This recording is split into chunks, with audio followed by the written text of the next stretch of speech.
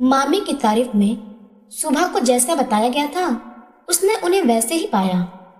मृदु भाषणी व धीर गंभीर मामी को उसने भी मन में ऊंचे बैठा रखा था, पर धीरे धीरे उसे मामी का चरित्र बौना क्यों लगने लगा।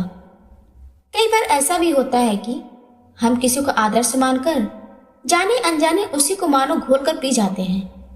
सुहाग रात को दुल्हन बनी सुबह से पति ने प्रथम शब्द यही कहे थे, मेरी एक मामी है, वे बहुत अच्छी हैं। हमारे घर में सभी उनकी प्रशंसा करते हैं। मैं चाहता हूं भविष्य में तुम उनका स्थान लो। सब कहे कि बहू हो तो सुबह जैसी। मैं चाहता हूं जैसे वे सबको पसंद है वैसे ही तुम भी सबकी पसंद बन जाओ। पति ने अपनी धुन में बोलते बोलते एक आदर्श उसके सामने प्रस्तुत कर दिया था।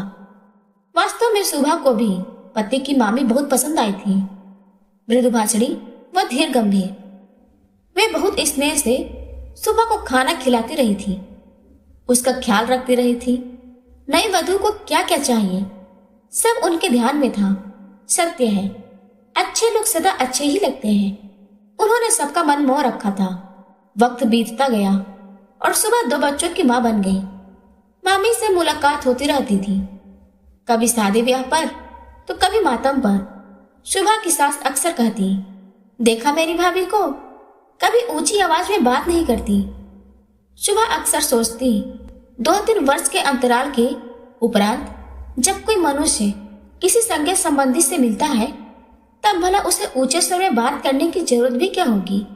कभी कभी वह इस प्रशंसा पर जरा सा चिढ़ भी जाती थी।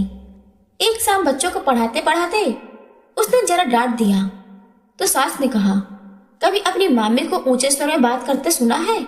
अरे बच्चों को पढ़ाऊंगी तो क्या चुप रहकर पढ़ाऊंगी? क्या हमेशा आप मामी मामी की रट लगाए रखती हैं? अपने घर में भी क्या वे ऊंची आवाज में बात नहीं करती होंगी? बरसों की कड़वाहट सहसा निकली तो बस निकल ही गई। अपने घर में भी मुझे कोई आजादी नहीं है। आप लोग क्या जाने कि अपने घर में वे क्या क्या करती होंगी।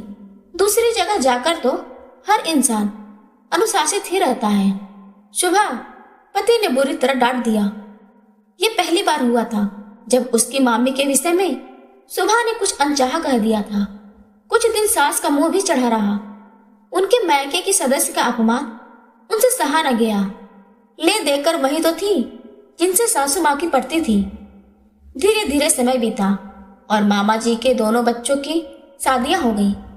सुबह उनके शहर न जा पाई क्योंकि उसे घर पर ही रहना था। सासू माँ ने महंगे उपहार देकर अपना दायित्व निभाया था। ससुर जी की मृत्यु के बाद परिवार की पूरी जिम्मेदारी सुबह के कंधों पर आ गई थी। सीमित आय में हर किसी से निभाना अति विकट था। फिर भी जोड़ जोड़कर सुबह सब निभाने में जुटी रहती। पति श्रीनगर गए तो उसके लिए महंगी शॉल ले आए। इस पर सुबह बोली, इतनी महंगी शॉल की क्या जरूरत थी? अम्मा के लिए क्यों नहीं लाए? अरे भाई, इस पर किसी का नाम लिखा है क्या? दोनों मिलजुल कर इस्तेमाल कर लिया करना। सुबह ने शॉल सास को थमा दी। कुछ दिनों बाद कहीं जाना पड़ा तो सुबह ने शॉल मांगी तो पता चला कि अम्मा ने मामी को पार्सल करवा दी। यह सुन सुबह अवाक रह गई। इतनी महंगी शॉल आपने? अरे मेरे बेटे की कमाई थी, तुझे क्यों पेट में दर्द हो रहा है? अम्मा ऐसी बात नहीं है, इतनी महंगी शॉल आपने बेवजह ही भेज दी। 1000 रुपए कम तो नहीं होते? ये इतनी चाव से लाए थे। बस बस, मुझे हिसाब किताब मत सुना। अरे मैंने अपने बेटे पर हजारों खर्च किए हैं, क्या मुझे इतना भी अधिकार नहीं जो अपने किसी रिश्तेदार को कोई भेंट दे सकूं? अम्मा ने बहू की नाराजगी जब बेटे के सामने प्रकट की तो वह भी हैरान रह गया और बोला, अम्मा मैं पेट काट काट कर इतनी महंगी शॉल लाया था, पर तुमने बिना वजह उठाकर मामी को भेज दी। कम से कम हमसे पूछ तो लेती। इस पर अम्मा ने इतना हो हल्ला मचाया कि घर की दीवारें तक दहल गईं।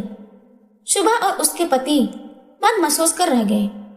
पता नहीं अम्मा को क्या हो गया है, सदा ऐसी जली कटी सुनाती रहती हैं। इतनी महंगाई में अपना खर्च चलाना मुश्किल है, उस पर घर लुटाने की तो मेरे तो पल्ले नहीं पड़ती। सौर का कांटा सुबह के पति के मन में गहरा उतर गया था। कुछ समय बीता और एक साथ मामा की मृत्यु का समाचार मिला। रोती पीटती अम्मा को साथ लेकर सुबह और उसके पति ने गाड़ी पकड़ी। बच्चों को ननिहाल छोड़ना पड़ा था। क्रियाकर्म के बाद रिश्तेदार विदा होने लगे। मामी चुप थी, शांत और गंभीर, सदा की भांति रो भी रही थी तो चुपचाप। सुबह को पति के शब्द याद आने लगे, हमारी मामी जैसी बनकर दिखाना, वे बहुत अच्छी हैं। सुबह के पति और मामा का बेटा अजय अस्थियां विसर्जित करके लौटे तो अम्मा फिर बिलख बिलख कर रोने लगी। कहाँ छोड़ आए रे मेरे भाई को। सुबह खामोशी से सब कुछ देख सुन रही थी। मामी का आदर्श परिवार पिछले 20 वर्षों से कांटे की शक्ल में उसके हलक में अटका था। उनके विषय में जानने की मन में इतनी जिज्ञासा थी। मामी की बहू मेहमान नवाजी में व्यस्त थी और बेटी उनका हाथ बटाती नजर आ रही थी। एक नौकर भी उनकी मदद कर रहा था। बहू का साल भर का बच्चा बार बार रसोई में चला जाता, जिसके कारण उसे असुविधा हो रही थी। सुबह बच्चा लेना चाहती, मगर अपरिचित चेहरों में घिरा बच्चा चीख चीख कर रोने लगता। बहू, तुम कुछ देर के लिए बच्चे को ले लो, नाश्ता मैं बना देती हूँ। सुबह के अनुरोध पर बिना बच्चे को गोद में लेकर बैठ गई। जब सुबह रसोई में जाने लगी तो बीना ने रोक लिया। आप बैठिए, छोटू है ना रसोई में। मामी की बहू अत्यंत प्यारी सी गुड़िया जैसी थी। वह धीरे धीरे बच्चे को सहला रही थी कि तभी कहीं से मामी का बेटा अजय चला आया और गुस्से में बोला, तुम्हारे माँ बाप कहाँ हैं? वे मुझसे मिले बिना वापस चल गए। उन्हें इतनी भी तहजीब नहीं है क्या? आप हरिद्वार से 2 दिनों बाद लौटे हैं। वे भला आपसे मिलने का इंतजार कैसे कर सकते थे? उन्हें मुझसे मिलकर जाना चाहिए था। वे 2 दिन और यहाँ कैसे रुक जाते? आप तो जानते हैं ना, वे बेटे के घर का नहीं खाते। बात को खींचने की क्या जरूरत है? कोई शादी वाला घर तो था नहीं जो वे आपका इंतजार करते रहते। बकवास बंद करो, अपने बाप की ज्यादा वकालत मत करो। अजय दिल मिला गया तो आप क्यों उन्हें लेकर इतना हंगामा मचा रहे हैं? क्या आपको बात करने की तमीज नहीं है? क्या मेरा बाप आपका कुछ नहीं लगता? चुप, आप भी चुप रहिए और जाइए यहाँ से। सुबह अवाक रह गई। उसके सामने ही पति पत्नी भिड़ गए थे। ज्यादा दोषी उसे अजय ही नजर आ रहा था। खैर, अपमानित होकर वह बाहर चला गया और बहू रोने लगी। जब देखो मेरे माँ बाप को अपमानित करते रहते हैं। मेरे भाई की शादी में भी यही सब करते रहे, वहां से रूठ कर ही चले आए। एक ही भाई है मेरा, मुझे वहां भी खुशी की सांस नहीं लेने दी। सबके सामने ही बोलना शुरू कर देंगे। कोई इन्हें मना भी नहीं करता, कोई समझाता ही नहीं। सुबह क्या करती?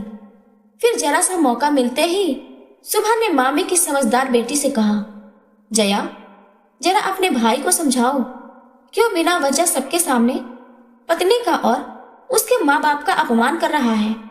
तुम उसकी बड़ी बहन हो, डांट कर भी समझा सकती हो। कोई भी लड़की अपने माँ बाप का अपमान नहीं सह सकती। उसके माँ बाप को भी तो अपने दामाद से मिलकर जाना चाहिए था। बीना को भी समझ से काम लेना चाहिए। क्या उसे पति का ख्याल नहीं रखना चाहिए? वह भी तो हमेशा अजय को जली कटी सुनाती रहती है। सुबह चुप रह गई और देखती रही कि बीना रोते रोते हर काम कर रही है। किसी ने उसके पक्ष में 2 शब्द भी नहीं कहे। खाने के समय सारा परिवार इकट्ठा हुआ तो फिर अजय भड़क उठा, अपने बाप को फोन करके बता देना कि मैं उन लोगों से नाराज हूँ, आइंदा कभी उनकी सूरत नहीं देखूंगा। तभी सुबह के पति ने उसे बुरी तरह डपट दिया, तेरा दिमाग ठीक है कि नहीं? पत्नी से कैसे सलूक करना चाहिए, यह क्या तुझे किसी ने नहीं सिखाया? मामी, क्या आपने भी नहीं? लेकिन मामी सदा की तरह चुप थी। सुबह के पति बोलते रहे, हर इंसान की इज्जत उसके अपने हाथ में होती है।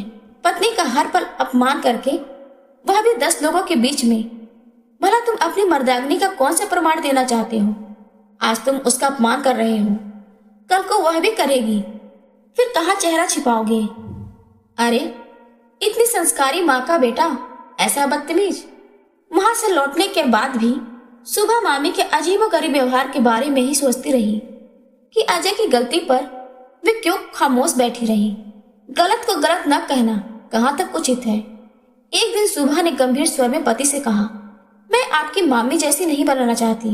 जो औरत पुत्र मोह में फंसी, उसे सही रास्ता न दिखा सके, वह भला कैसे मृदुभाषिणी? क्या बहू के पक्ष में मैं कुछ नहीं कर सकती थी? ऐसी भी क्या खामोशी जो गूंगेपन की सीमा तक पहुंच जाए?